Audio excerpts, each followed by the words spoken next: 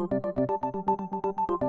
day after the U.S. announced it had proof of sarin gas use in Syria, the British government is being accused of authorizing the sale of the very chemicals needed to make it. The Daily Record reports in January of 2012, Britain's Department for Business granted export licenses to at least one British company to sell potassium fluoride and sodium fluoride in Syria, the key ingredients used in the chemical agent sarin. That was 10 months after Syria's civil war broke out.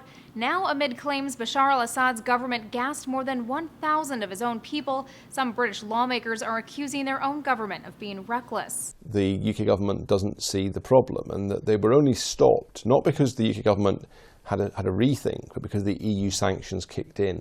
That's completely unacceptable. A spokesperson for the business department stressed the chemicals can be used for other purposes. In this case, they were meant to be used in toothpaste and aluminum shower products. And they never made it to Syria to begin with, according to the British government. Licenses were reportedly revoked 6 months later after the European Union imposed its sanctions on the country.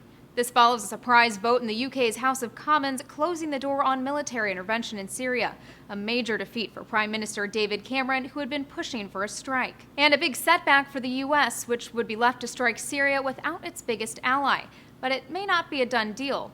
The Telegraph reports Cameron is facing more pressure to return to Parliament for another vote. This after Secretary of State John Kerry announced Sunday the U.S. had evidence traces of sarin were found in hair samples collected at the site of the alleged attack. As for now, France stands as the only major international partner that could join a possible U.S.-led strike in Syria.